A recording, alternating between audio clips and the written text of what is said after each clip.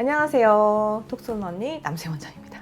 오늘은 이제 간만에 이제 시술 안내서에 해당하는 영상을 좀 만들어 볼까 해서 이렇게 자리 마련했고요. 어떻게 진행되는지 좀 미리 보시고 오시면 덜 무서우실 것 같아서 적당한 영상 찾아봤는데 없더라고요. 그래서 만들어 보게 됐고, 오늘의 시술은 바로 아이서마즈입니다.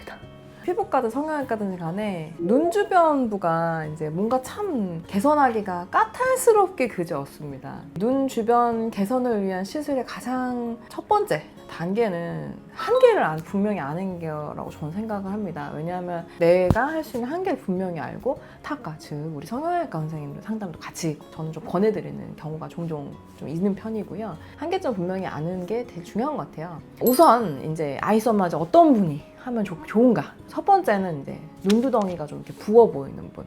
그다음에 눈꺼풀이 어느 정도, 그러니까 그 판단하는 기준이 있긴 하거든요. 그러니까 약간 늘어진 느낌이 있으신 분, 그다음에 눈 뜨는데 뭔가 예전에 비해서 많이 묵직해졌다, 그런 분들에 해당하고, 눈이 쏙 들어가신 분도 있잖아요. 그런 분들은 자꾸 이제 물어보시긴 하는데, 이제 눈은 안을 감싸는 그 안구를 감싼 지방층이 있거든요. 그게 없기 때문에 아이서마즈로는 개선된다고 보기는 조금 힘드시니까 그 점을 참고하시고요. 내원하시기 전에 한번 영상 보시면 이제 도움이 되실 거예요. 우선 일단 만능은 실수는 없거든요. 이 아이서마즈도 하실 수 없는 분들이 있습니다. 첫 번째는 이제 몸에 금속이 있다. 예를 들면 인공 심박 조절기, 페이스메이커라고 하는데 심장 박동수를 조절하는 기계가 있거든요. 아니면은 이식형 제세동계 같은 심장 관련된 질환 조절해주는 거랑, 인공 와우라든지 이제 골절로 인해서 이제 금속이 티타늄이든 뭐든 이제 삽입되신 상태라든지, 양악이나 얼굴 이제 수술하셔가지고 거기 금속이 있으면 써마즈는 하실 수 없어요. 그러니까 아이서마즈든 써마즈든 써마즈 비슷한 몸에다가 패치 붙이고 전류가 통해서 하는 그 고주파 기계들은 조금 조심하셔야 돼요. 왜냐하면 그 전기가 통하게 되면 일단 전기로 작동하는 기계들은 망가지고요. 그다음에 통하게 되면 그 금속이 있는 부위에 열이 좀 더 가게 됩니다. 그래서 좀 조심하셔야 되고, 임플란트나 교정기는 괜찮은데 걱정되시면 이제 사이에 좀 꺼즈 같은 걸로 보호막을 좀 만들어서 하시면 더 안전하게 시술하실 수 있는데, 안 하고 하셔도 크게 문제는 되지 않으세요. 왜냐하면 여기 쪽은 이렇게 막 그렇게 심하게 되는 분이 아니라서. 세 번째는 녹내장, 이제 안압이 증가되는 질환인데 백내장 절대 금기입니다. 어떻게 할 수가 없어요. 그리고 라식이나 라섹 수술 같은 이제 눈 시력 교정 수술이나 혹은 쌍꺼풀 수술 하신 경우는 6개월 이상 완전히 안정화된 다음에 하실 수 있습니다. 제가 지금 촬영 때문에 화장을 했는데, 원래 화장은 다 깨끗하게 당연히 지우고요. 렌즈가 어떻게 생겼냐면 제가 일부러 유리볼에 담았거든요. 그래서 보시면 이렇게 까만 것도 있고요, 초록색도 있어요. 어쨌든 이렇게 식염수에 미리 촉촉하게 이렇게 준비를 해놓고요. 렌즈가 좀 생각보다는 크죠. 근데 그 외국 동영상 보시면 이만한 거 있어요. 쇠로 된 거지. 그건 용도가 달라요. 쏘는 레이저라든지 눈 가까운 시술할 때 하는 거, 얘는 조금 더 작긴 한데 어쨌든 그냥 컨택트 렌즈보다는 좀 크기 때문에 이물감이 좀 느껴질 수 있어서, 그 안과에서 시력 검사하거나 뭔가 검사할 때 쓰는 그런, 그러니까 눈 안에 넣을 수 있는 마취용 거예요. 마취자로 생각하시면 되고, 요거를 한 몇 방울 떨어뜨리게 되십니다. 그래서 이렇게 해서 한 두세 방울 떨어뜨리고 깜빡깜빡 하게 되는데, 저는 오후에 일을 해야 되기 때문에 넣지 않겠습니다. 근데 이걸 넣으시면은 약간 뿌연감이 조금 있으실 수가 있어요. 그래서 약간 대신 이물감을 좀 적게 시술하는 동안 편안할 수 있게 하는 거고, 그다음에 이제 렌즈가 이렇게 생겼어요. 이렇게 엄청 커요. 근데 작은 편이에요, 이건. 이제 약간 이제 뻑뻑할 수 있기 때문에 요거는 이제 안용고, 이제 균 들어갈까봐 이제 항생제 안용고를 이렇게 도포를 하고요. 이 렌즈를 껴보신 적이 있는 분들은 안 불편하세요. 근데 렌즈를 껴보신 적이 없는 분들은 조금 힘드실 수 있어요. 그래서 이렇게 이게 깜빡깜빡 하면은 이 정도세요. 이게 지금 안녕 거 묻어있는데 보실까요? 외계인 같죠? 눈이 까맣게 이렇게.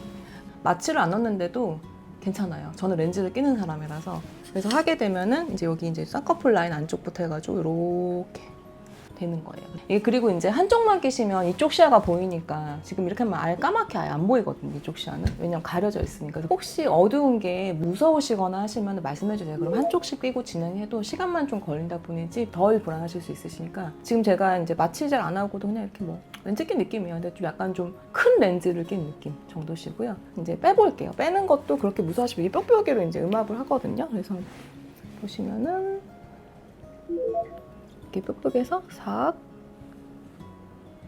이렇게. 근데 하 빼고 나면 이제 안 연 것 때문에 약간 좀 불편하실 거예요. 그래서 주사기입니다. 헉! 눈에 주사기 넣나요? 아닙니다. 이거 물 쓰려고요. 이거 시감수라서 이렇게 해서 이렇게 들이면 본인이 이게 인공 눈물에서 해서 쭉 닦아내고 다시 또 쭉 닦아내고. 제가 인공 눈물도 챙겨드려요. 혹시나 눈 건조하실까 봐. 이렇게 닦아내시면 끝입니다. 그러니까 렌즈를 끼고 시술을 하고 그리고 빼는 거. 아까도 말씀드린 콘택트 렌즈 끼신 분들은 사실 되게 편해요. 별로 걱정하실 게 없는데 이게 안 껴보신 분들은 조금 불편하실 수 있습니다. 그래서 어쨌든 이렇게 진행되시는 거 이제 한번 보셨으니까 좀 덜 무서우시지 않을까 싶습니다. 당일 조금 당부하고 싶은 주의사항은 첫 번째는 이제 컨택트 렌즈 끼시는 분들은 시술 당일날 가능한 한 이제 안경을 쓰고 오셨으면 좋겠습니다. 그러니까 렌즈 빼고 보관하는 건 괜찮은데 눈에 어쨌든 그 리도카인 점막액이라든지 좀 약간 뿌여질 수가 있기 때문에 렌즈를 다시 낄 수가 없어요. 그래서 이제 가능한 한 안경을 쓰고 오시고요.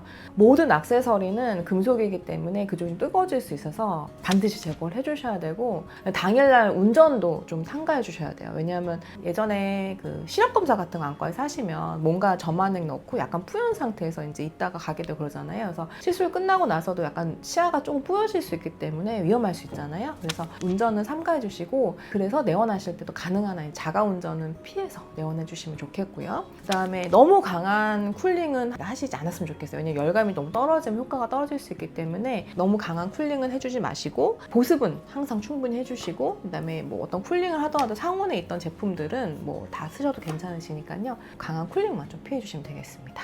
아이선마지 이제 시술 과정은 나중에 한번 보여드리긴 할 건데 그 준비하기 전에 가장 무서운 게 이제 눈에 뭔가를 끼거나 이제 하는 거거든요. 그거에 대한 조금 두려움이라든지 그 미지의 공포를 조금 이제 줄여드리고자 한번 만들어 봤고요. 한번 보시고 참고하신 다음에 미리 이제 하실 수 있는 분이랑 이제 못 하시는 분도 알고 계시면 좋을 것 같아요. 그래서 아이선마지가 워낙 요즘 핫해서 다들 관심 많으신데 뭔지 잘 와닿지는 않으시는 것 같더라고요. 영상을 미리 좀 보시고 공부하시고 그리고 저한테 오시면 제가 성심성의껏 또 이쁘게 한번 눈을 가볍게 뜰 수 있도록 성심을 다해서 시술해드리겠습니다. 지금까지 톡선 언니 남세 원장이었습니다. 감사합니다.